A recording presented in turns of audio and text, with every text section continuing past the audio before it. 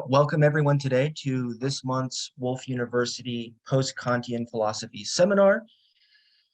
As some of you may know, this series has been running since August of last year. We've had a number of previous speakers. All of those previous talks were recorded and they've been posted to the Woolf University YouTube page. So if you haven't had a chance to view those are available online.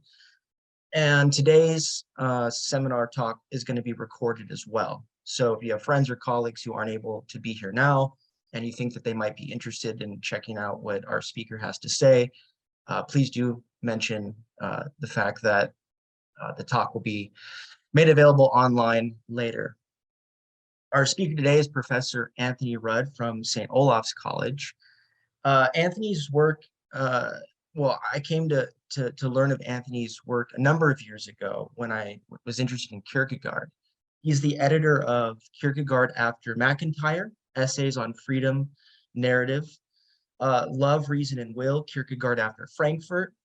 And he's also the author of a number of monographs, including Kierkegaard and the Limits of the Ethical, Expressing the World, Skepticism, Wittgenstein, and Heidegger, Self-Value and Narrative, a Kierkegaardian approach. And then most recently, he published a book just last year with OUP called Painting and Presence, Why Paintings Matter, which is a fantastic book. I just finished reading it a few months ago and highly recommend it if you're interested in the philosophy of art or aesthetics, phenomenology. I really can't actually think of a book that is as good as that on that topic. So delighted to have Anthony here today. His talk today is going to be on Camus. So the title is Camus, The Problem with Evil and the Tragic Sense of Life. So without further ado, I want to turn it over to Anthony. Okay, thank you very much, Stephen. Okay, I will just share my screen here as we begin, because I've got some nice fancy graphics here. Okay, so this talk is based on a book manuscript I've just completed on Camus and Kierkegaard. I'll briefly explain my project in that book, and then I'll go on to talk about the metaphysics of value that is central to Camus' later work, but which I think is often absent from the popular image of him as an atheistic existentialist. I'll then turn to the issues suggested by my title, the challenge to that metaphysics raised by suffering, and the way in which Camus looks to art, and particularly to tragedy, for a response to that challenge. Some of you might possibly, looking at the bit in the title on the tragic sense of life, think this might connect Camus with the great Spanish existential thinker Miguel de Unamuno, whose major work had that title, The Tragic Sense of Life. Sadly, I don't discuss Unamuno, but I think it'd actually be very interesting to talk about him and Camus. Camus says surprisingly little about him, but there are lots of connections. However, that's for another day. Right, so moving on and seeing if I can actually get this thing. Okay, here's Camus. Well, his importance as a literary figure and as a participant in political controversies in post-war France are generally recognized. I think he's still often rather underrated as a philosopher. My main aim in the book I mentioned is to give a somewhat systematic overview of his philosophical work, with an eye to showing that it is a serious, carefully argued meditation on central philosophical issues, and one which continues to repay close study. I try to do this through a comparison between Camus and Kierkegaard, in particular by trying to show that Kierkegaard's dialectic of the stages of life, the aesthetic, the ethical, and the religious, can serve as a sort of model or template for understanding Camus' philosophical work. This is a hermeneutical experiment. I'm hoping to show that looking at Camus through his Kierkegaardian lens can help to make perspicuous the seriousness and integrity of Camus' intellectual itinerary. My aims are not, however, primarily biographical historical ones. We do know that Camus read several of Kierkegaard's works, that he admired Kierkegaard while also criticizing him. I don't think there's sufficient evidence to show that Kierkegaard was a constant dialogue partner for Camus, someone he was constantly arguing with in his own mind, as I think both Dostoevsky and Nietzsche certainly were. Nevertheless, I think it's illuminating to read Camus as if he were in such a dialogue with Kierkegaard. Okay, well, there they are. What's the connection? Well, the basic organizing idea of the book is that Kierkegaard's stages of life, the aesthetic, the ethical, and religious, can to a large extent be mapped onto the cycles which mark the development of Camus' work. These cycles, it's his own term, were consciously and carefully planned as such by Camus. Each deals with a large theme, such as absurdity or revolt, and explores that theme through a novel, 2 plays, and a philosophical essay. Other writings of Camus, essays, journalism, commentaries on contemporary events fall outside that schema. He completed 2 cycles. The first is that of the absurd, which consists of possibly still his best known works, The Outsider and The Myth of Sisyphus, as well as the plays Caligula and The Misunderstanding. The second cycle was that of revolt, which includes The Plague, which has been in the bestseller lists again recently for fairly obvious reasons, The Rebel, and the plays State of Siege and The Just. He certainly was planning more. A note from 1950 in his notebooks runs: 1, The Myth of Sisyphus, brackets absurd; 2, The Myth of Prometheus, revolt; 3, The Myth of Nemesis. The theme of Nemesis had already arisen at the end of The Rebel, the philosophical work from the second cycle, and also in the essay Helen's Exile from 1948, just as the theme of revolt had already emerged in works from the cycle of the absurd, particularly The Myth of Sisyphus. But Camus made little progress on this third cycle during what remained of his life. He died in 1960 in a car crash. A 1956 notebook entry identifies what became his novel The Fall and short story collection Exile and the Kingdom as constituting a sort of interlude, as he says, before the third stage, dealing with what he calls themes of judgment and exile. But he was still planning the Nemesis cycle, and in the same note he gives a little more detail. The third stage is love. The First Man, Don Faust, The Myth of Nemesis. The First Man was the autobiographical novel on which he was working when he died. Don Faust was a projected play merging the legends of Faust and Don Juan, both characters in whom Kierkegaard was also extremely interested. Camus made various notes of that, but made no start on the play itself. The Myth of Nemesis referred to there must now refer to the projected essay rather than to the proposed cycle as a whole, but for only few enigmatic hints in his notebooks as to what might have gone into that. Clearly the projected third cycle was underway with the work he had started on The Third Man. We do have a draft of the opening of the book, but we cannot of course know how the rest of it might have turned out. I do, however, think we can glean enough from various essays, lectures and interviews and from his notebooks to have a fairly good sense of the basic themes and contours of his later thinking. It is in any case interesting to note that Kierkegaard and Camus, as the commentator Eric Berg says, both seem to adhere to a set of 3. Berg doesn't really develop the suggestion, but I think there are clear parallels between Camus' notion of the absurd and Kierkegaard's aesthetic stage. More precisely, the Camusian absurd represents in Kierkegaardian terms a sophisticated form of reflective aestheticism. Camus' revolt then marks a movement on from the aesthetic stage to an ethical philosophy. It's worth noting that just as Kierkegaard develops the ethical outlook as a critique of the aesthetic, so Camus begins The Rebel with a discussion of absurdism and the need to move beyond it. Here too is a developmental account. Camus doesn't just set out different views of life, but argues for the need to move from one to the other. Although, like Kierkegaard, he doesn't think there's a necessity which would compel such a movement. It's a free decision. However appealing it would be for the sake of symmetry, one cannot, of course, assume that Camus' sketchy third cycle would have had any substantive similarity to Kierkegaard's religious stage. Some readers of Camus might indeed be inclined to rule out that suggestion from the start on the grounds that Camus was, after all, a radically non- or even anti-religious thinker. I think that this widespread impression is at best a serious oversimplification, though. In the book, I argue in detail that Camus in his later writings was looking for a way of thinking and being that would go beyond the ethical without simply reverting to the absurdism of his early work. In that sense, we can say that he was, at least in contemplating his third cycle, at least searching for something would have been structurally analogous to Kierkegaard's notion of the religious as going beyond the ethical without simply reverting to the aesthetic. But I think we can go a bit further than this. Although Camus noted he didn't believe in God or a future life, he also explicitly refused to call himself either an atheist or a humanist, and testified to having what he called a sense of the sacred.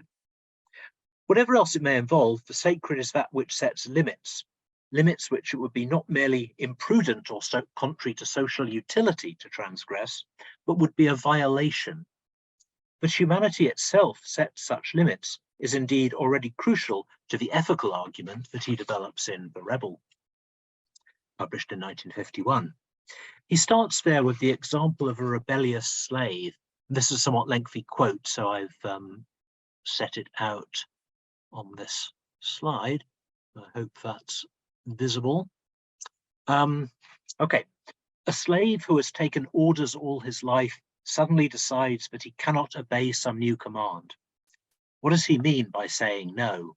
He means there is a limit beyond which you shall not go, you, the master, the one giving the order.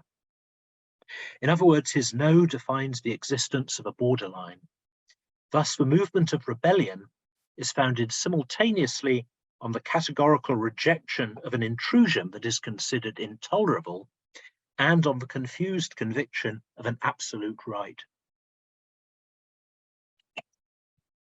So rebellion, as Camus understands it, is not simply a reactive attitude, a blind rage, but is founded on a conviction, however implicit or inarticulate, that the one being abused, oneself or another, one can rebel on behalf of someone else, should not be treated like that.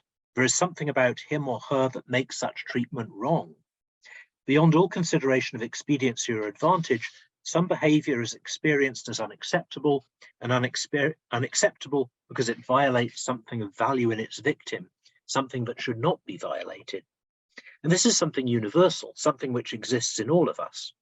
What the slave rebels against is, quote, a command that has infringed on something in him which does not belong to him alone, but which is common ground where all men have a common community, end quote.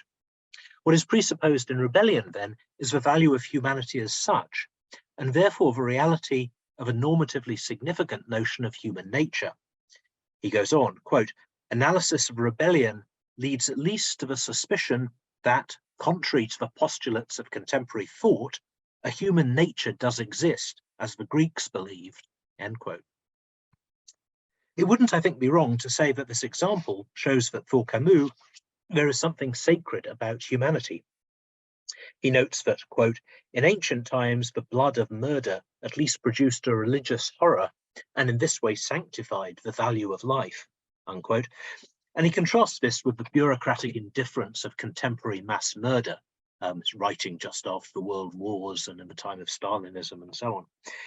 His reference above to the postulates of contemporary thought is at least primarily directed at Sartre's principle that existence precedes essence.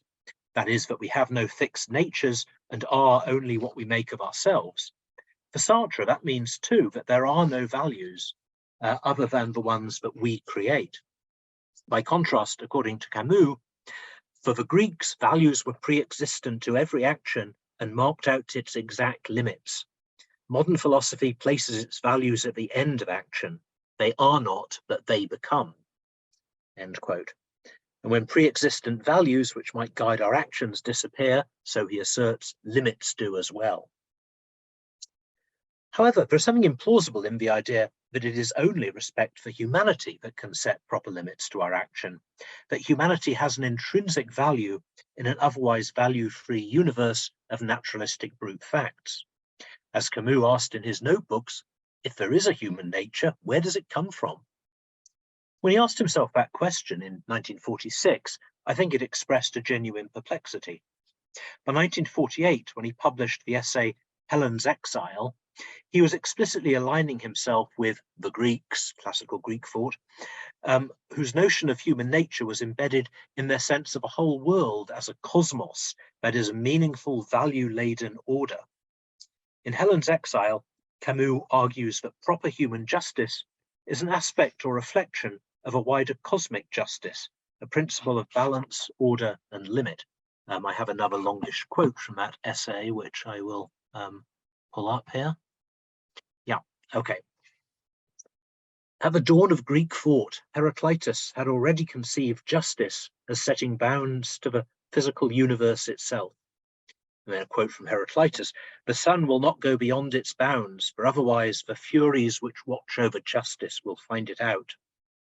We who have cast both the universe and the mind from their proper orbit laugh at such threats. We light up in a drunken sky what suns we please. But the bounds nevertheless exist, and we know it."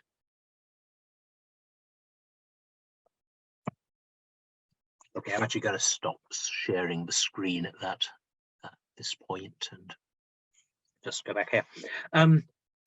Well, I don't need to draw attention to the urgent relevance of these remarks at a time of accelerating environmental crisis. But for Camus, a proper attitude to the order of nature is what must underlie a proper concern for justice even in the human realm.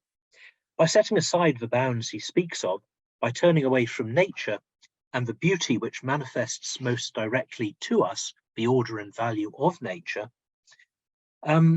we have turned justice away from a recognition of proper limits into something that aspires to be absolute and which therefore becomes destructive. Quote, "Equity for them," the Greeks, "supposed a limit, while our whole continent is convulsed by a justice which it sees as absolute," end quote. That the fight for true justice, as distinct from its fanaticized distortions, is based on a concern for recognizing and respecting proper limits, and as such it is not really distinct from the passion from true beauty, as distinct perhaps from certain merely glib or flashy simulacra. He claims that all those who are fighting today for liberty are in the final analysis fighting for beauty.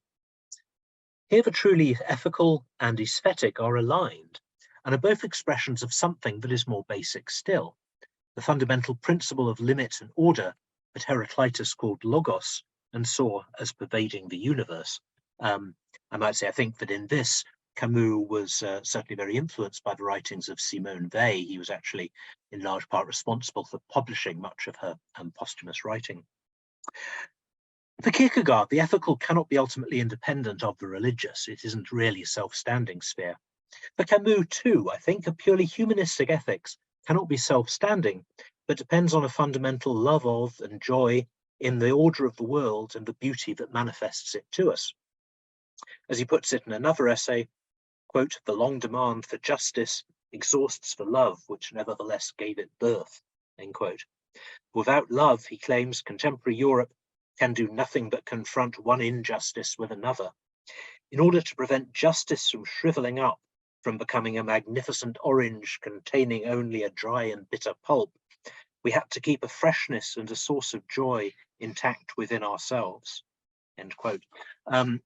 This love includes a love of humanity, as distinct from a mere grim commitment to justice. But beyond even that, it also involves a basic joy in existence, which was what we experience when we experience beauty, a joy in being alive in the world. Camus testifies that, quote, "In the worst years of our madness, the memory of this sky had never left me. It was this which in the end had saved me from despair," end quote. The demands of ethics are crucial, but he says we live for something that goes beyond them, which is something about which those demands themselves would not make sense. One wants, of course, to ask, what is that something beyond ethics? Camus, in this essay, it's called Return to Tipasa, either admits an incapacity to say or cautions against the inappropriateness of the attempt to even try. If we could name it, what silence would follow. But this reticence is itself a reverent one. The sense of the sacred to which Camus refers was at least primarily then a sense of the sacred as present in the natural world. One can, I think, properly call it an immanent or pantheistic spirituality. But he occasionally hints at something beyond the sacred in nature. In a late essay, written as an introduction to a book by his mentor, Jean Grenier, I have another long quote here, so I will actually just share this with you. Go back to the screen. Okay, so this is this lengthy quote from the introduction to this book by Grenier. Grenier, like Melville, Camus was a big fan of Herman Melville, ends his voyage with a meditation on the absolute and on God. Speaking of the Hindus, he writes of a port that can neither be named nor situated in any particular place, of another island, but one forever distant and its own way deserted. Once again, for a young man brought up outside traditional religions, this prudent, elusive approach was perhaps the only way to direct him to a deeper meditation on life. Personally, I had no lack of gods, the sun, the night, the sea, but these are gods of enjoyment. They fill one, then they leave one empty. With them alone for company, I should have forgotten the gods in favour of enjoyment itself. I had to be reminded of mystery and holy things, of the finite nature of man, of a love that is impossible, in order to return to my natural gods one day less arrogantly. So I do not owe to Grenier's certainties he neither could nor wished to give me, but I owe him instead a doubt which will never end, and which, for example, has prevented me from being a humanist in the sense that it is understood today. I mean, a man blinded by narrow certainties. Okay, I'll just go back from that. Grenier was one of his teachers at university when he was a young man. The idea in this remark, though, is that there is something not merely enjoyable, but mysterious, numinous about the sun, the night, the sea, something that demands reverence, a demand which, however, we are tempted to ignore in our arrogant quest to use them merely for our enjoyment. What enables us to resist that temptation, Camus claims, is a deeper sense of underlying mystery and holiness, from which the particular striking natural phenomena, the gods of enjoyment, stand out. If Camus hints at a theology here, it is a resolutely negative one. The port, which is the ultimate telos of our spiritual journeying, cannot be named or located. The love that drives the journey is impossible. He ends in a kind of agnosticism, expressing gratitude for doubt rather than for certainty. But it is, one could say, a reverent agnosticism, the sense of a mystery before which our finite nature is properly humbled. Of course, this religious sensibility, and I think we can rightly call it that, is decidedly different from Kierkegaard's commitment to Christianity. But the contrast between them is not simply that between a theist and a radical atheist, as if the absurdism of the myth of Sisyphus was taken, as it too often is, as Camus' final word, or as the definitive statement of his own view. I think it actually helps to think of Camus' absurdist writings as akin to Kierkegaard's pseudonymous works, that is, explorations of ideas from within, which are not, however, necessarily or fully shared by their ultimate author. That's perhaps something we can talk about after the paper, if you're interested. Okay, but while Camus affirms a sense of meaningful order running through the world, he is also acutely sensitive to the pain and suffering of that world. This is what underlies the attitude of metaphysical rebellion that he discusses in The Rebel. Unlike most analytic philosophers of religion who discuss the problem of evil, Camus is not really concerned with whether the suffering of the world is logically incompatible with the existence of God, or even whether it at least makes God's existence improbable. He is concerned rather with what we can call the existential problem of evil. Can one accept a God who, for whatever reasons, is supposed to allow such extensive and often horrific suffering as we actually find in the world? This is the challenge posed by Dostoevsky's character Ivan Karamazov, who is willing to admit that this world with all its suffering might have been created by God for good reasons, but also refuses to accept such suffering even if there are reasons for it which his finite mind cannot grasp. Hence his attitude is one of precisely rebellion. He does not make cool intellectual assessments of the likelihood of God's existence, given the fact of evil. But he refuses to accept the world that God, for whatever reasons, is supposed to have made, feeling that if he did, he would be complicit in the crimes endlessly committed in it. The problem of evil for Camus, as for Dostoevsky, and indeed for Kierkegaard, is not so much a rational conundrum, the solution to which would tell us whether or not faith is a reasonable possibility. It is a personal existential challenge. It is distinctive of Camus' treatment, though, that he is acutely aware that there is a problem of evil for the atheist as well. Quote, "From the moment that man submits God to moral judgment, he kills him in his own heart. And then what is the basis of morality? God is denied in the name of justice, but can the idea of justice be understood without the idea of God?" End quote. Camus himself claims rebellion as at least primarily a response to Abrahamic theism. Quote, "The only thing that gives meaning to human protest is the idea of a personal God who has created and is therefore responsible for everything." End quote. But it seems that the Ivan-like rebel would be committed to rejecting not only sorry about that, not only the idea of a transcendent God who establishes or underwrites the moral order of the world, but also, and more generally, the idea that there is a coherent, morally significant order to the world. For to accept such an idea would, according to the metaphysical rebel, be to accept the actual injustice which occurs within this supposed order. It seems then, despite Camus' own claim to the contrary, which I just quoted, that one can rebel against a Stoic immanent logos, or a Neo-Confucian world of all-pervading principle, as much as one can rebel against the God of Abraham. The intensely personal nature of the latter, of course, makes rebellion a more dramatically personal act, but it's not clear it changes what is essentially at stake. So the metaphysical rebel would also be inclined to revolt against the order of balance and limit that characterizes the Greeks' beautiful and sacred cosmos. And historically, the Gnostics, who were in many ways the forerunners of the modern metaphysical rebels, did precisely that. Camus was well aware of this, having written about the relationship between Christianity, Gnosticism and Neoplatonism in his university dissertation. Essentially then, the challenge he sets up is this: the passion for justice which motivates the rebel is based on the perception of human beings as having intrinsic value. This passion for justice leads the rebel to indignantly reject the idea of a moral world order.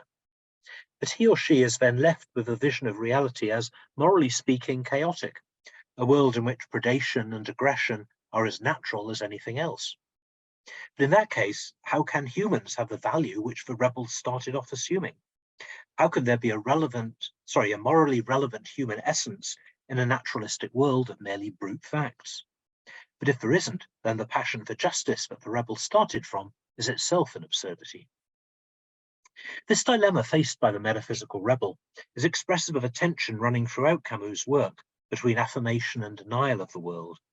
In his first publication, L'Envers et l'Endroit, in 1936, he wrote, "There is no love of life without despair of life." In the new preface to that collection, which he wrote near the end of his life in 1958, he quotes that remark, and although he judges that he had made the point rather pompously, he nonetheless affirms the substance of it. "I did not know at that time how right I was." His love of life leads to his Hellenic pantheism, his sense of a beautiful and harmonious world order, which provides a proper locus for and sets proper limits to human strivings. The despairing horror at life leads to his quasi-Gnostic metaphysical rebellion, his revulsion from a world of suffering and death, his haunting sense that they are not merely natural phenomena, that somehow they should not be. 2 points should be noted here. Firstly, for Camus, this tension is inescapable and has to be lived. There is no question of solving the problem by simply adopting one attitude and repudiating the other. One cannot love life without being horrified at much of what goes on in it, and one cannot feel horror at the suffering of life without a love for what is suffering.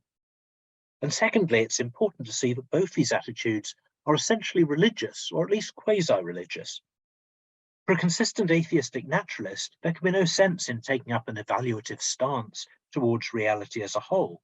It is what it is. Some aspects of it are favourable to human life and flourishing, others are unfavourable. Camus, though, is not a conventional atheistic naturalist. He is torn between a quasi-pantheistic acceptance of the world and life as having a normative meaning for us, and a quasi-Gnostic rebellion against them, based on the equally normative sense that the suffering and death that pervades life ought not to be. And this does mean, I think, that even Camus' versions of or parallels to the aesthetic and the ethical stages, the absurd and revolt, are themselves in a sense religious, which is to say there is a religious quality even to his repudiation of the religious in the more obvious sense, certainly of Christianity. Okay. How then can we affirm the order of the world without affirming all the pain and suffering it brings? The idea of a sacred order, which is nevertheless pervaded by suffering, provokes rebellion, which through its rejection of the sacred ends by undermining itself. But this does not invalidate its initial protest. Is there a way out of these circles in which it seems both necessary and impossible to affirm both rebellion and the sacred? As Camus was well aware, Christianity offers a sort of middle way between Greek and Gnostic views. The world is a divine creation, and therefore good in its essential order, but it is fallen and in need of redemption. As the contemporary theologian David Bentley Hart puts it, it is clearly the case that there is a kind of provisional cosmic dualism within the New Testament, not an ultimate dualism, of course, between two equal principles, but certainly a conflict between a sphere of created autonomy that strives against God on one hand and the saving love of God in time on the other. End quote. Camus, however, rejects this attempt to explain how the essential goodness of the world can be compatible with the evil that pervades it. This is partly due to his metaphysical skepticism, but also to a moral as well as intellectual rejection of the idea of Christ's sacrificial and atoning death, and to the complex of ideas associated with judgment and punishment in historical Christianity. But he is clearly preoccupied with the problem for which Christianity attempts to provide a solution and is looking for some alternative response to it. I think the clearest hints at where he was going can be found, interestingly, in his writings on aesthetics, in the chapter on rebellion and art in The Rebel, in his 1955 lecture on the future of tragedy, and his 1957 Nobel Prize lecture, Create Dangerously. I should note, though, my current interest is not primarily in Camus' aesthetics per se, but in what his aesthetic writings tell us about his attitude to the problem of evil. Accordingly, I shan't try to pursue the many very interesting, purely aesthetic questions that these writings do raise. In the Rebellion and Art chapter, Camus argues that the artist necessarily both rejects the world by trying to create a new world, which will have the coherence and unity that the actual world lacks, but also continues to affirm it. He says, artistic creation is a demand for unity and a rejection of the world, but it rejects the world on account of what it lacks and in the name of what it sometimes is. End quote. To accuse the world of lacking something is to presuppose that the world ought to have had that something. And Camus adds here, the world at least partially or sometimes does display something of that unity or meaning that the artist denounces it for lacking. The artist thus protests against the world because its empirical reality of suffering and injustice fails to accord with its own essential normative order. Camus goes on to cite a remark by Van Gogh to the effect that this world is one of God's sketches that have turned out badly. He comments, Camus, that is, not Van Gogh, every artist tries to reconstruct this sketch and to give it the style that it lacks. Putting it slightly less imagistically, one might say that the artist finds the essential order of how things should be that can be dimly intimated as underlying the empirical actuality of the world and create so as to make this order perspicuous.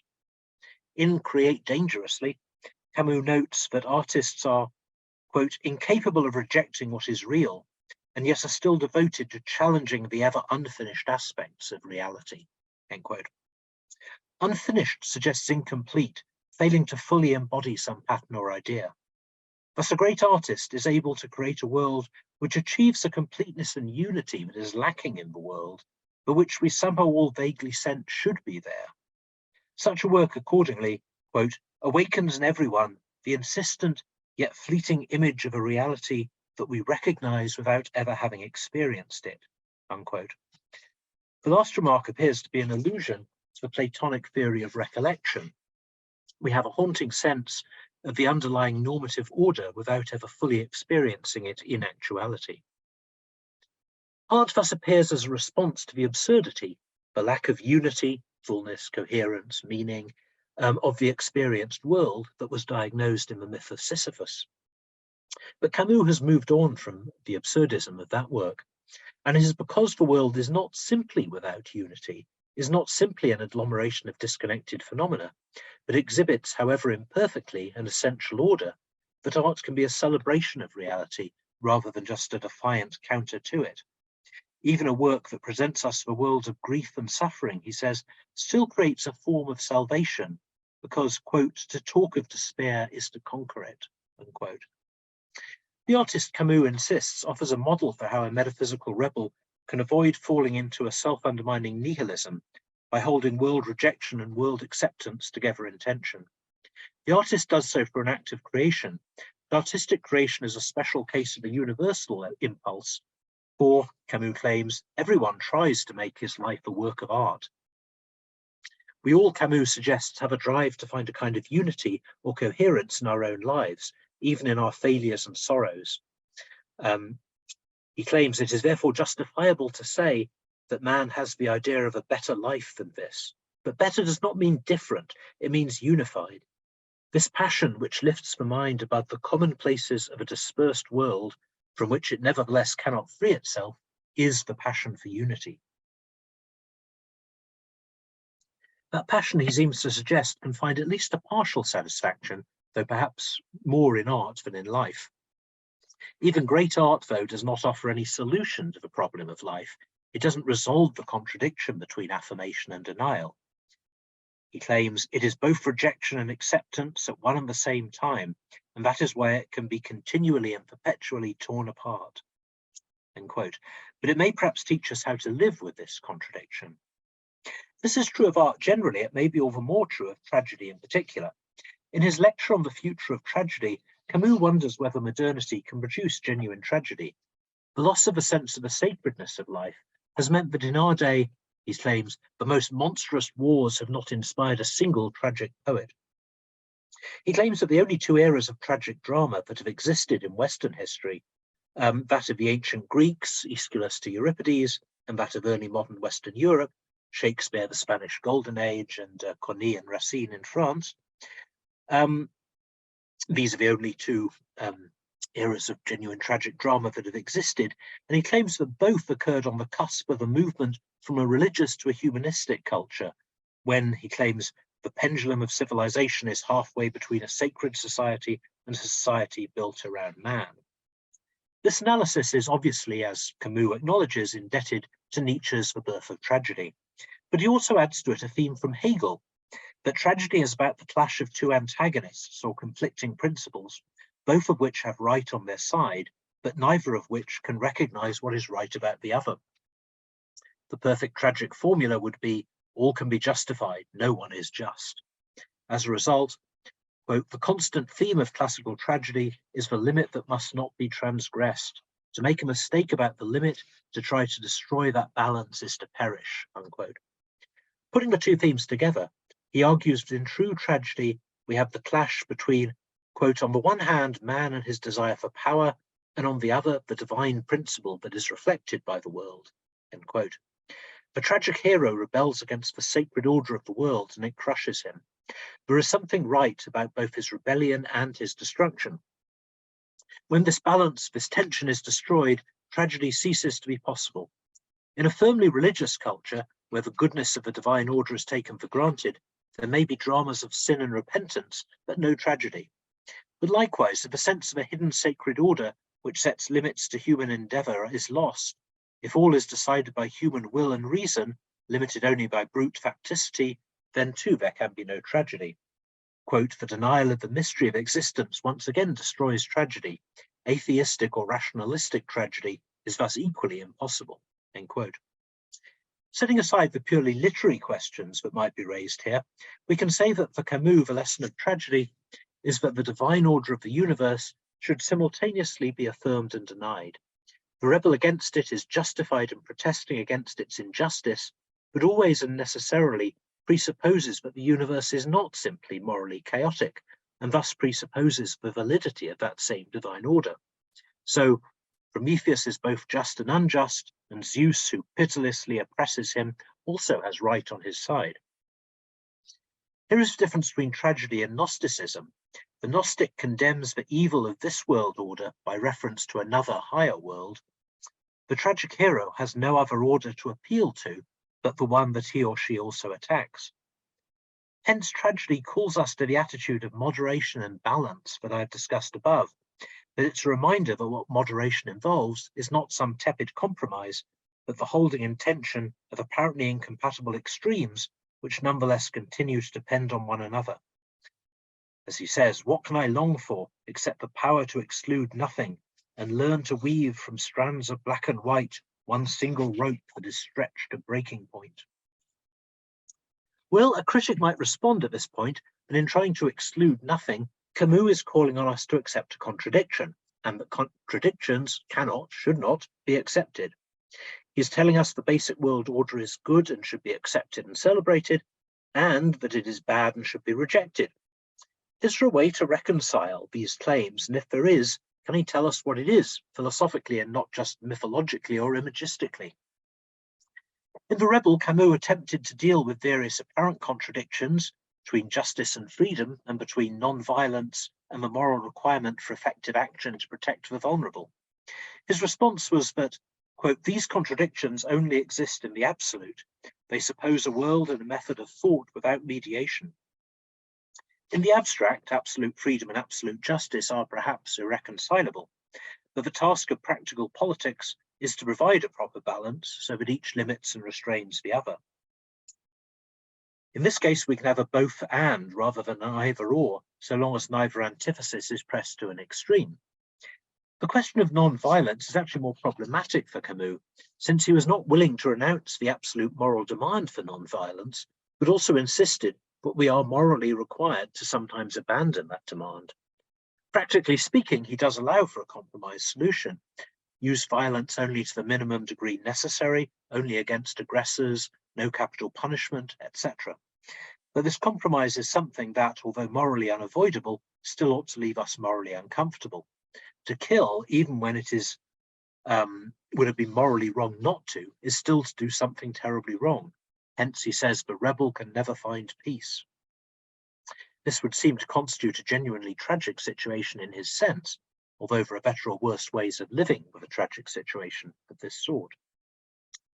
Can the apparently contradictory stance of a tragic hero in general, both affirming and denying the order of things, be handled in either of those ways? Camus does indicate that full-blown tragedy occurs when the limits formed by the necessary tension between order and rebellion are crossed, where each, one might say, is pushed to an abstract extreme. This happens when the hero forgets the true complexity and tension of the situation and becomes merely negative in his or her attitude to the world order, and when the divine powers, personifications of that order, then simply crush the rebel without acknowledgement of the legitimacy of his or her initial protest. It seems then there might be the possibility, if one can hold back from going to that extreme, of averting tragedy. But at other moments, though, Camus seems to suggest a sort of tragic inevitability. It's not simply that the hero is justified in protesting so far but no further. Rather, he is justified in pressing his rebellion all the way, but in doing so, he also justifies his own destruction. Quote, the more justified this revolt and the more necessary this order, the greater the tragedy that stems from the conflict. Here it might seem more like the dilemma between violence and non-violence, where it seems we'll be both guilty and justified whatever we do, with no fully satisfactory midpoint to be found between the competing claims thus. Perhaps the best response to the apparent contradiction between affirming order and rejecting it would be to recognize that although they cannot be reconciled theoretically in the abstract, they can, with difficulty, be lived together. We are too much in the midst of a world order to survey it as if in a view from nowhere, and explain how it all hangs together, how the experienced goodness of the world it can be compatible with its evils. We can nevertheless live with both a joy in the order of the world and a horrified revolt against the suffering it involves, while seeing both responses as genuinely grounded in the nature of things, rather than being merely subjective reactions in us to a morally neutral universe. As Camus says, the chorus in tragedy, Greek tragedy, draws the lesson, which is that there is an order. This order can be painful, but that it is still worse not to recognize that it exists. The only purification comes from denying and excluding nothing, and thus accepting the mystery of existence, the limitations of man. In short, the order where men know without knowing. End quote. If we combine, as Camus did, a properly modest estimation of what human thought can achieve, with a disinclination to reject what we experience as real but cannot grasp theoretically, then we may perhaps respond to the challenge I posed above by saying that there are things which can only be expressed mythologically or imagistically, which abstract philosophical reasoning cannot grasp. The insights of the great tragedies may not be translatable without remainder into the language of systematic or analytical philosophy, but they may still offer us the best language which we have for responding to the fundamental challenges of human life. This seems at any rate to be the view of Kierkegaard's pseudonym Johannes de Silentio, the author of Fear and Trembling, who claims that one speech from Shakespeare's Richard III is worth more than all the systems of ethics, which have no intimation of the nightmares of existence. I think this could be applied religiously too. The passion stories in the Gospels do not pose a puzzle that needs to be solved by an explanatorily satisfactory theological theory of the atonement. They already contain a far richer content than any such theory does. Okay, just wrapping up here. Coming back to Kierkegaard to do so, I do indeed think Camus and Kierkegaard have a good deal in common here.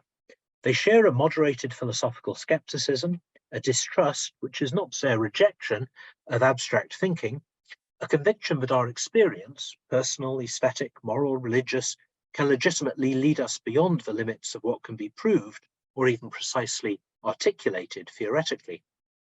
One might perhaps say that the Camusian rebel, like the Kierkegaardian knight of faith, lives by paradox, not to be sure by the same paradox. For the pseudonym Johannes de Silentio, Abraham's paradox lies in his utterly individual, ultimately incommunicable relationship to God. For Kierkegaard himself, in the end, the paradox is the Lutheran one, that we are at once wretched sinners and justified by God, saved by free grace but bound to strict obedience, and this because of the sacrificial death of the innocent man, who is at once God, the impossible God in time.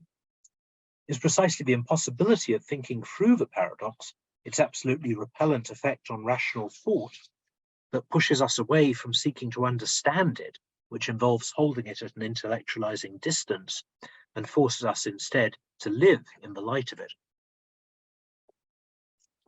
And a longish quote from the concluding unscientific postscript here. Suppose that Christianity does not at all want to be understood.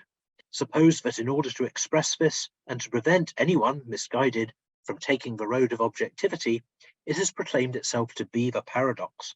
Suppose that it wants to be only for existing persons and essentially in inwardness, which cannot be expressed more definitively than this. It is the absurd, adhered to firmly with the passion of the infinite. End quote. This is why, as Johannes Climacus, the pseudonymous author of the postscript, goes on, Christianity is not a doctrine, but an existence communication. For Camus, the paradox is different. It's that we live in a world which we rightly affirm as embodying beauty and value, while also protesting against the evil of this world order, although the protest would collapse about the affirmation which it nonetheless seeks to undermine. It's a different paradox and even a different type of paradox. None of its individual components are inherently paradoxical, as the God in time appears to be. Indeed, the beauty of the world and its horrors are both apparent. The difficulty is with holding those perceptions together. But this paradox too, it seems, be lived, even if we are unable to unravel it intellectually. Perhaps it would not be pushing it too far, however, to suggest that underlying this Camusian paradoxical attitude too is a kind of faith, a belief that somehow it does all cohere, that there is, beyond our ability to formulate, that it does all cohere, that there is, as he says at times, an absolute, a secret of life, beyond our ability to formulate, which makes both affirmation and revolt appropriate attitudes to the same single reality, but which gives affirmation the final word. For if there is not in the end a normatively good underlying order to the world, however obscurely it shines through the empirical phenomena, then it seems we would fall into the self-stultification with which the metaphysical rebel is threatened. The moral revolt against suffering and evil leads to a nihilism which undermines the basis for the revolt. Hence the remark in a very early 1938 essay, "A consent lay sleeping at the heart of my revolt." A sensible empiricist or pragmatist might at this point ask whether such a claim is melodramatic or excessive. Why not just say that there are good things about the world and bad things and leave it at that? Why adopt any total attitude, of affirmation or negation, to a world as a whole? Well, I think exegetically, the material I've considered so far does show that Camus did have a sense of reality as a whole, or nature as an appropriate object of a global attitude, or rather, a sense of an underlying order in nature which can be affirmed without leading us to a Nietzschean affirmation of everything, of all phenomena, however terrible. This is another attitude he takes very seriously, but ultimately repudiates. The empiricist is right, of course, that we should affirm some phenomena and deplore others, but we need to note that there is a logical priority to the affirmation. We are appalled by plagues and massacres because we take human life to be of value. And as I've suggested above, it makes no sense to think of humanity as the only thing of value in an otherwise valueless universe. And I do think that Camus, as I interpret him, is right here. To be able to judge about the goodness or badness of particular phenomena in a non-arbitrary way, we need a metaphysically robust standard of goodness, one that is rooted in reality, not just in a demand for formal consistency or something of that kind. Thank you very much. Sorry, I overran a little bit time-wise, but thank you for listening.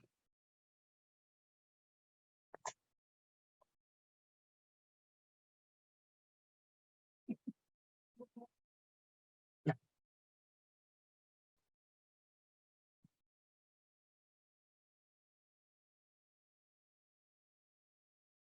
He's muted. Oh, I think you're muted, Stephen.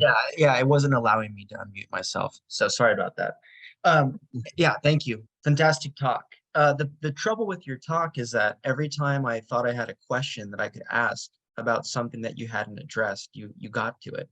So I'm concerned that all I'm going to be able to do is just ask you to re-explain yourself. But before I decide the sequence of in which I want to ask the questions I have, I want to just briefly open the floor to anyone who's in attendance who may have a question for you. I see Tim Hole's here and some others I recognize. So if anyone has a question for Anthony, do feel free to jump in.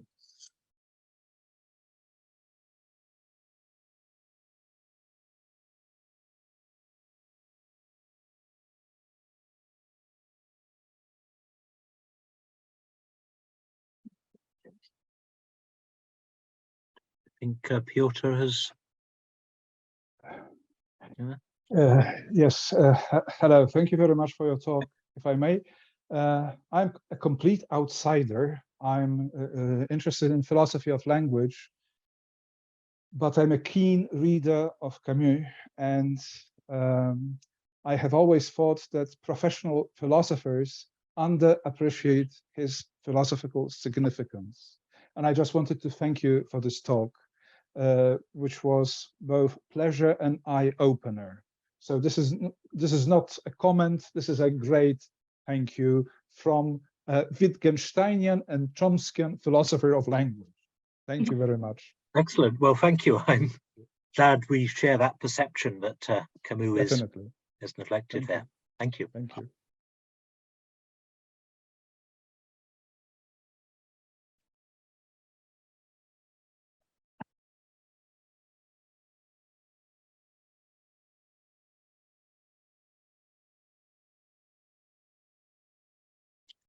Yeah. Hey, Zach, could you make sure that I don't get muted anymore, please? It's now happened like 3 times. So whatever setting is being put on, just stop tinkering with it. Thanks. So Anthony, one question I have for you is, and this you kind of touch around the edges as you go through your talk. what do you think, for Camus, what is evil?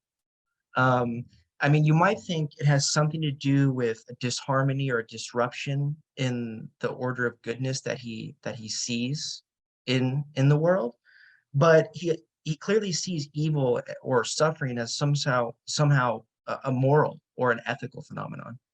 And it's that ethical or moral register, I think, that is driving this sort of paradox or this tension in his thinking that you recognize, namely that this denial of suffering or evil seems to presuppose a kind of category of goodness that is difficult for him to sort of fully incorporate into his worldview. So I wonder, for the Gnostics, right, evil is just a principle that's co-equal with good. On the more traditional like Augustinian view of evil, it's a privation. Do you have any suggestions for how exactly Camus thinks about the phenomenon of evil, about what it actually is? Yeah, he doesn't say much, metaphysically about the nature of evil. I'm suspecting if he had written this essay on Nemesis, it would have, been a significant aspect of that. He's certainly, though, very aware of the issues you're alluding to. As I mentioned, his dissertation at university was about Gnosticism and Augustine and Plotinus, and the ways in which they conceived of evil. I do think he thinks of evil as being this stepping beyond limits, going beyond bounds. In that sense, there is perhaps something Augustinian about it. It's a kind of pride, it's a refusal to accept the proper limits, the proper order of things.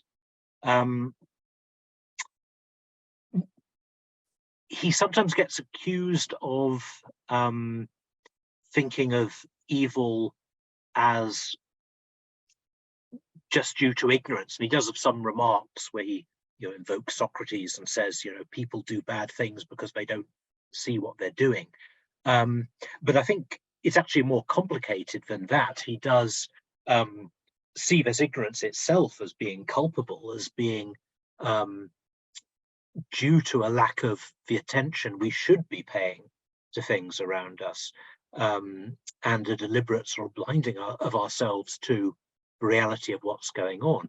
I think in this, as I mentioned, I think he is quite strongly influenced by Simone Weil, for whom the idea of attention is a crucial category of just being able to see what should be present in the world. I think there's also actually an interesting connection to Levinas, where for Levinas, it's actually a rather parallel scenario. Camus has this scenario of the rebellious slave who refuses to take orders, who says, you can't do this to me. Levinas in a way almost has the reverse scenario of the one who is going to kill, who looks in the face of his victim and says, I can't do this. Both are, when you attend to what's going on, you see there is something in humanity that shouldn't be violated. So I think it's the failure to do that.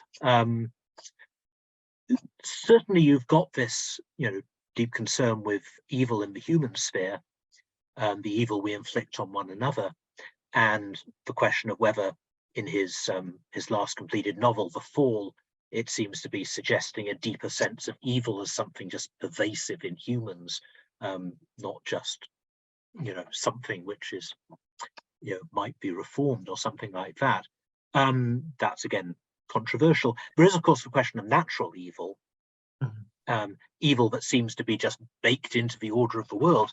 And he does say, both in the myth of Sisyphus and the Rebel, he talks about death as being, an evil, something we should protest against. We should protest against God because God has created death. Well, it is a rather Gnostic sort of idea, but even all sort of an Augustinian one, the idea that death isn't a natural part of the, biological world order, as any naturalist would think it is. It's somehow something there shouldn't be, which is a sort of interesting, striking idea. But the idea of, that evil, there is evil in the world. It's not just a human evil that sort of intrudes in this. And, you know, this is obvious enough because he wrote a novel about a plague. You know, the suffering just coming from random, unintentional natural causes. How do we respond to that? And how is that compatible with the, you know, this Greek idea of the harmonious order of the world, which we can affirm? Well, it seems we can't just affirm it if it involves plague. And yeah. So, you know, he doesn't have a sort of metaphysical view of evil, at least not that I'm aware of in any of the work he left us. Well, so you mentioned Nietzsche toward the very end of your presentation, and he had been on my mind throughout your paper. I have a question I want to ask about him at some point. Then you mentioned death just now, which is something else I want to get to as well. And I want to also give you an opportunity to try to contextualize what Camus was up to in terms of this this notion of narrative, which is something that you've written on considerably, and I think kind of is a way in which you've interpreted Kierkegaard's developmental stages. But before turning to those questions, I do want to touch on something you just mentioned, which is this idea of, I guess you could consider it like human dignity, or you say value as such, the value of humanity as such, which Camus recognizes. And I think one thing that is pretty significantly different about Camus and someone with whom he's commonly associated, namely Sartre, is that Camus does at least say that he's a believer in human nature, that he's an essentialist of some kind. So in that regard, he's different than some of the existentialists who, of course, are famous for denying the existence of human nature. But because Camus does not endorse one of the most common ways to sort of try to account for these features of what he considers to be constitutive of human nature, including our inherent value and our dignity, namely the imago Dei, how exactly do you see Camus explaining the origin or the source or the nature of human nature, as it were? Yeah, no, it's a good question. And it's the one he posed to himself, where I quoted from the notebooks, you know, if there is a human nature, where does it come from? And this is, I think, why he does come to see the sort of humanistic ethics as being inadequate in itself, or not something that can just be self-standing, that there has to be a wider order of value in which humanity participates, and which itself puts constraints on us. So he does have this strong sense of nature as a locus of value, and this, you know, sort of proto-environmentalist, if you like, approach that we can't just do what we like with nature and bulldoze it into whatever shape we want. There's an order there we need to respect, and that imposes limits, as well as the limits that are imposed by human beings. So I think this is part of what he recognizes in rejecting Sartre and insisting on the existence of an essential human nature. He is also insisting, you know, that can't just exist in a vacuum of otherwise, you know, meaningless brute facts. This has got to be some notion of an order of value. Now, he doesn't articulate this in any great theoretical detail. What he would have said in this proposed essay on nemesis, and nemesis, of course, is the principle of you overstep limits and, you know, it comes back on you. I mean, we don't know, we don't have that essay. I do think, though, that he would have been proceeding phenomenologically. And this is what we do have in the essays and writings that we do, that for him, we experience the value of the world, we experience there being an underlying order, just as we experience the proper dignity of human nature when we experience someone, whether ourselves or someone else, being abused or violated. But I think, yeah, that's a negative version. I think we can experience that positively as well. This is why he says, yeah, the third stage, the third cycle is about love, which is, I think, a significant point. That we experience in responding to the beauty of nature. That is also a kind of love. It's a kind of immediate phenomenological apprehension of there being a meaningful order in the world. So I think he has this pretty deep sense of beauty as a real characteristic of the world, or as the way in which the inherent order of the world shows up to us. And he thinks of that as being, a very Greek way of thinking. He tends to be rather vague and loose in his references to the Greeks, but again, something in which he's quite close to they. So, I mean, if we think about the nature, the order, the beauty of the world, what about in the passage you quoted in passing from Camus? He says that we strive for a better life. Quote, a life is a work of art, end quote. And then I think you briefly just alluded to the fact that for Camus, this pursuit of a life as a work of art, providing order to it, has something to do with the pursuit of unification. And I take it that that has perhaps something to do with the narrative approach to self that you've developed in other contexts, as I had mentioned, specifically in the context of trying to make sense of Kierkegaard's developmental stages of existence. Do you want to say something in general about the narrative approach to selfhood and what the philosophical questions that's supposed to address, and how, if at all, that approach might apply to Camus? Yeah. I mean, I have argued in other work, as Stephen says, for a narrative conception of personal identity and of ethics, which involves various layers and very lots of complex debates about them. Some of you may be familiar with some of this literature, but the idea on the simplest level, what makes any action intelligible is that it fits into a sort of narrative, which is not just something we retrospectively tell about what we're doing. It's something we live as we are experiencing it. So, I'm sitting here talking to my computer, seeing these little screens. What am I doing? Well, I'm thinking, I'm doing this because Stephen asked me to give a talk in this series, and I agreed to do that. And I've been working on Camus, and I thought it'd be interesting to, try out some of my ideas. And it's a narrative context, and it's because of that. I'm not necessarily running through this as an explicit narrative all the time I'm doing this, but it's there implicitly making sense of what I'm doing in the present moment. The fact that I've got this reference back to the past, this reference to the future, the trajectory I'm trying to move towards, and that this is true even for basic intelligibility of anything we're doing. But then you get further levels you can build onto this.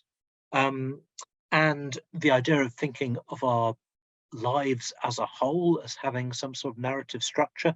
When I'm looking, okay, my narrative about what I'm doing here talking to you might seem like a fairly small scale narrative, and it might be separate from other narratives of what I'm doing, going for a walk tomorrow and enjoying the seaside or something, but I don't think they are separate in that way. These all connect up with lots of things. The fact that I'm in this situation now goes back to my deciding to study philosophy when I was a student age, goes back to my whole career, the things I've been interested in when I first read Camus, and it's looking ahead to how I'm wanting to develop these ideas and so on and so forth, and other things connecting with that. So this idea that whether or not we spell it out to ourselves consciously, we are living our lives in narrative form, and that they have some sort of narrative cohesion. Now, a lot of critics of narrative have said, aha, but we fabulate, we make this up, we try to make our lives look more coherent than they really are, we try to make them look more successful, and I have this narrative of aren't I doing well, but actually no, you're not, and it's all falling apart, which is all true enough, but the fact that we get our narratives wrong doesn't mean we have any alternative than to try to find more truthful narratives. I don't think there's a non-narrative way of self-understanding, although our narratives, certainly narrative can be false as well as true, but I don't think narrative inherently falsifies. This was a claim Sartre made at one point, that you know, life just has no structure, and, you know, telling a narrative about it is a falsification. I did like that remark that Camus makes: we all try to make our lives a work of art. I do think there's something in that. And I do think he is getting at something like that narrative sense of self,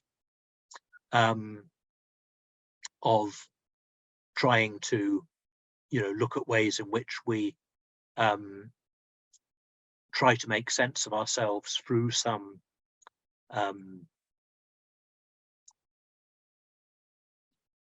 you know, sense of, you know, sense making activity. Sorry, that's not a good sentence. But, you know, even the outsider, actually the protagonist of that, his first novel, Meursault, might seem to be a good example of a non-narrativist character who just doesn't have much overall thread of continuity in his life. He just goes on, he just does what he feels like at the time. You know, the sun is blinding, it's too hot, so he shoots the guy on the beach. None of it really makes much sense. I think he does still have a kind of narrative, and he inescapably, the book is his narrative. It's him telling this. It's, you know, it's lacking some intelligibility. It's lacking some sort of sense of being in control of it, which is why I think for most of us, or contemporary narrative theorists, you know, narrative is not just something that we all operate with. There is actually an ethical demand to try to achieve a more conscious and, you know, deliberate narrative structure, rather than just have it as something which emerges from this and that happening. But, you know, I think he's also very concerned about the possibilities of self-deception. The Fall, which I mentioned, is all about that. This is someone telling his life story, but in a deliberately manipulative and distorted way, which claims to be a most honest possible confession of, you know, what an appalling person he is, but is in fact trying to do a whole lot of other creepy things as well. So he's certainly aware of the sort of layers of manipulation and so on that can go on there. Well, so I see a question from Tim Hole, but before I turn it over to Tim, just hold the thought. Just a quick follow-up to linger on this question of narrative. I mean, you mentioned Sartre, and when you had mentioned Sartre, the concern that Sartre has with regard to narrative self-conceptions is this this issue of falsification. But there's somewhere where I think Sartre also mentioned something about death. He says, well, we can never get our lives as a whole into view, because we never know what's going to happen, right, till the very last moment of our lives. And I don't want to take us too far afield, but that's reminiscent in a way maybe of something Heidegger has to say at the very beginning of Division 2 of Being and Time. So, you know, Heidegger says, well, if authenticity requires our somehow taking a stand on our life as a whole and sort of bringing it together as a whole, how are we supposed to do this in light of the fact that death seems to preclude that, are ever actually doing so?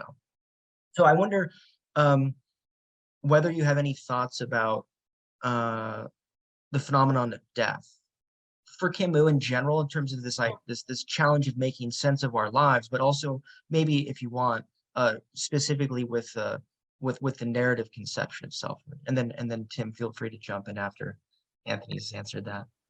Yeah. Well, there's such a major theme in the myth of Sisyphus, and I think this is actually a major part of why, at that phase in his thinking, although, as I said, I'm not sure he ever fully endorsed that himself. This is, in some ways, I think, more like a Kierkegaardian pseudonymous work exploring an idea without necessarily endorsing it. But certainly that sort of absurdism, one of the crucial perceptions is, well, death could just sort of cut any meaning we've established out from under us at any moment. That this is absurd, that, you know, we're striving to do all these things, we've got these great conceptions of ourselves, and, you know, death can just pull the rug under us at any moment. So one of the things going on in the myth is his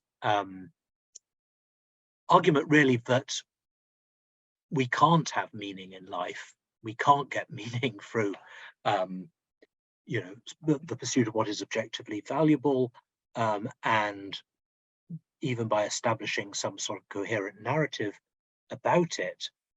And at that time, he is, I think, closer to Sartre. He does argue that there's actually something liberating about this perception if you look at it correctly. He begins, you have the myth of Sisyphus saying, well, if life is meaningless, why don't we just commit suicide? But he ends up by saying we can accept life as absurd, as not, having anything which can give us meaning to hold on to. But we can find that a liberating perception because it enhances our freedom, which is also Sartre's concern, that if I, start thinking of myself in terms of narrative, I am the great philosopher who did blah, blah, blah, blah, I'm tying a label to myself, I'm making myself into this substantive thing, and that's bad faith for him.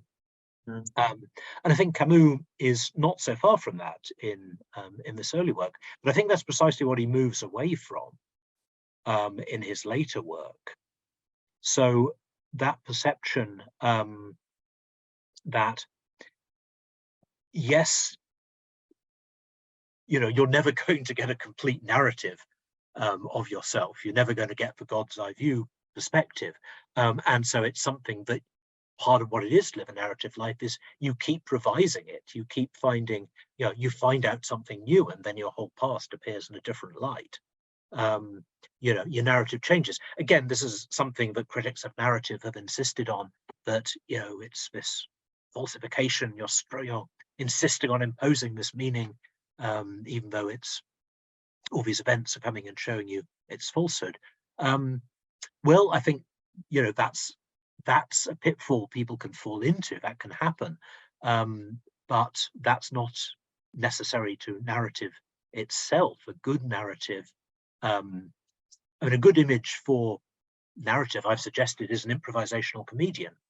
If you're doing improv, you've got suggestions being thrown up by the audience, you don't know what's coming yet, you don't have your routine all worked out and rehearsed down to the minute, you've got to respond. You've got to respond in a way which continues the sense for coherence of what you've done before. You don't just do something totally different.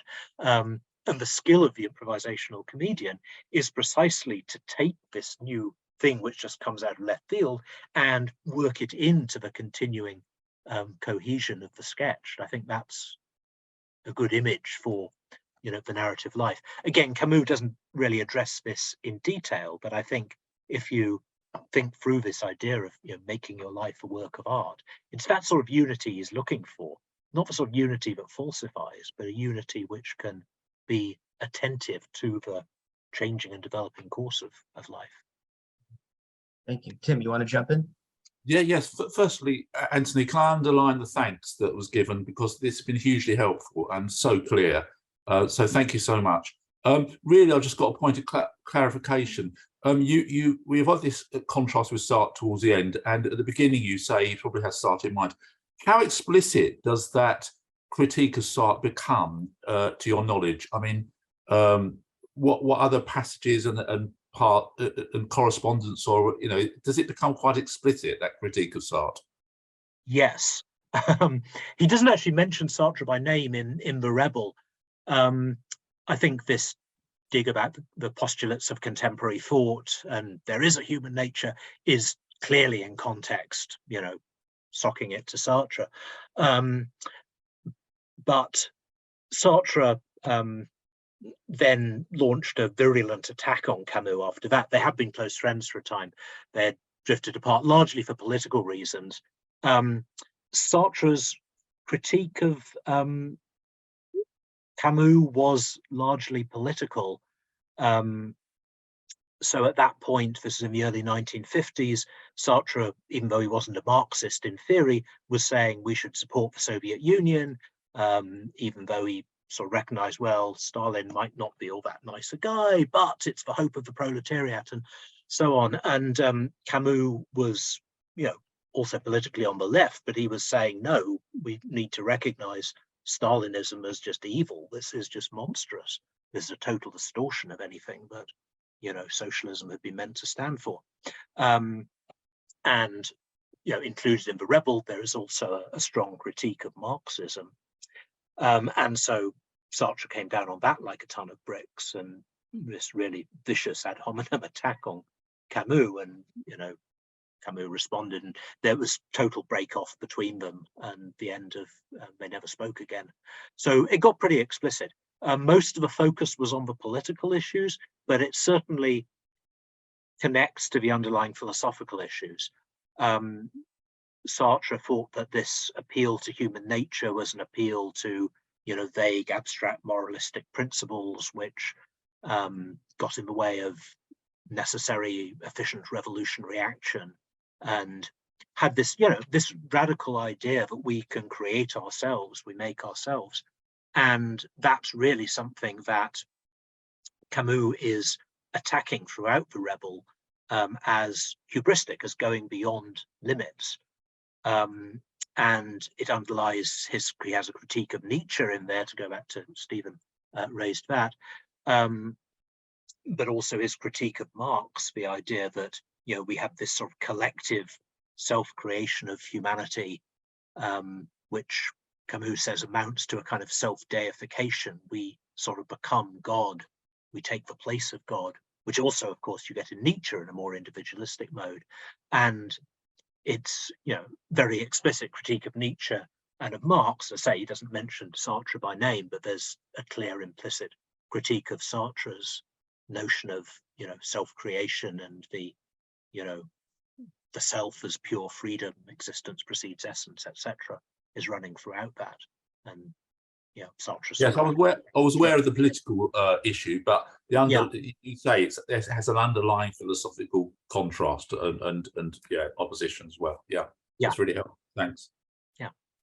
Well, I do have a final question regarding Nietzsche. You just sort of alluded to Nietzsche, but before I get to that question, Tim's question just actually brought to mind a sort of interesting tidbit about Camus. So, Anthony, when you mentioned Camus' critique not only of Marxism, but also his practical political critique of Stalinism.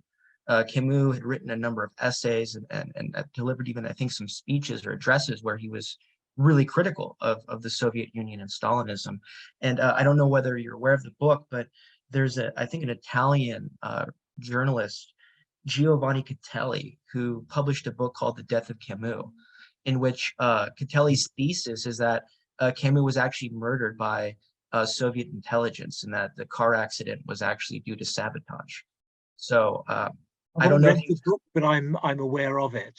Yeah, I don't know. I mean, I'm not going to say the KGB were too nice to do something like that. Whether there is the evidence, I don't know, but it's interesting. It's possible. Yeah, no, I just think it's interesting because, I mean, it's revelatory, I think, of Camus' character, that he was considered to be a principled and courageous man. And I would have assumed that at the time, speaking so publicly and adamantly against Stalinism and the Soviet Union was something that he must have understood was something dangerous to have done. So anyway, that little sort of nugget aside, Nietzsche, maybe we can conclude there. You talk about Camus trying to resolve or work out how to deal with this tension between, on the one hand, affirmation or acceptance of the world, and on the other hand, a sort of denial or rejection of aspects of it. Whereas Nietzsche, of course, suggests that we just have to affirm everything, all of it. And this sort of comes to a head, of course, in Nietzsche's famous doctrine of the eternal return or the eternal recurrence. Do you want to say something about Camus' critique of Nietzsche and what specifically he disagrees about Nietzsche's proposal? I think you've sort of already touched on it, but maybe you want to just tie it together. Yeah, no, it's precisely that. So for Nietzsche, the death of God, the collapse of traditional morality undermines the idea that we have, the basis for making moral judgments about the world, saying, well, this is bad, this shouldn't happen. And hence the idea of, the innocence of becoming, that, nature, we don't go around making moral judgments on birds of prey for seizing little lambs, but on a purely naturalistic view of human nature, strong humans preying on the weak, that's just as natural. And, it's also at least in some versions of Nietzsche, it's a deterministic vision. It's not as though there's any self which could stand back from the instincts and drives which lead people to do this, and so what we should be doing is affirming them. Now, you can always find something in Nietzsche to contradict anything else in Nietzsche, so but that's certainly one major theme there, and hence the idea of absolute affirmation, which is the title of the chapter criticizing Nietzsche in The Rebel. One response to the death of God is we just affirm everything, but that means that there's no basis for moral criticism of anything that happens. Everything is just taken as just as one. And Camus connects that with this Nietzschean idea of self-creation or self-affirmation, where we're freed from any conception that you need to conform to this moral ideal or that moral ideal. You have the freedom to, one theme in Nietzsche, make your life as a work of art, but in the sense of, make yourself your own creation, which is, I think, quite different from the way Camus sees that idea of making one's life a work of art. But part of what he says with Nietzsche is that you kind of have this very individualistic stress on self-creation and freedom to do that, but at a certain point this collapses. It's as though Nietzsche has sort of recognized, actually Kierkegaard's point in Sickness Unto Death, that the idea of pure self-creation is in the end futile, because you can just undo what you've created at any time. There's nothing binding you to it, and so it just becomes you just create this, you create that, and Nietzsche tries to find some limits on this, but he finds it by actually lurching over to the other extreme, and this is the amor fati theme in Nietzsche. Things couldn't be otherwise, the eternal return. You just accept this great Dionysian swirl of existence and life. You just identify with that. So you sort of flip over from this highly individualistic idea, you are your own God, you create yourself, to you become just an aspect of this sort of great pantheistic, deified Dionysian world, and you just affirm whatever you are as part of that, and it couldn't be otherwise, and you just accept the whole thing. And Camus is saying, well, you're collapsing from one bad extreme into another. I think it is actually strikingly similar to Kierkegaard's stuff in Sickness Unto Death about the despair of overemphasizing one's possibility, one's infinitude, versus the despair of overestimating one's necessities, one's finitude, etc., etc., and the need to sort of find a balance of those two. I think that's very much what Camus is up to in these images of moderation conceived as tension, and trying to hold these things together and exclude nothing. Fantastic. I could sit here all day and ask you questions, but I think we should conclude there. Before we go, do you want to tell everyone a little bit about the book manuscript, on which you're working, and when we might expect it to appear in print? Well, who knows? I sent it off to Oxford recently. I'll see what they say about it. I wasn't intending to write a book. I was intending to write a little article comparing Kierkegaard and Camus, and then it just kept growing, and it turned into a book. Relatively short book. I've tried to keep it succinct, but what's the title? At the moment, the working title is the rather boring Camus and Kierkegaard. I'm trying to think of a better title, because it is more about Camus than Kierkegaard. It's using these Kierkegaardian ideas as a framework for trying to take Camus seriously as a philosopher. But it is more about Camus than Kierkegaard, though I do make these various comparative moves. So we'll see if I think of something better. If a great idea occurs to you, do let me know. I'm looking forward to reading it. Do you have any final remarks you want to offer before we conclude? I'm not sure of anything that that comes to mind straight away. But thank you for listening. Thank you for your interest, and thanks for the questions. Oh yeah, it's been my pleasure, Anthony. Thanks very much for joining us today. And as I mentioned before, this will have been recorded, so it'll be posted online. So if you know anyone who wants to check it out, then by all means do tell them. Okay. Without further ado, I guess we'll conclude there. Thanks again, Anthony. Okay, thank you. All right.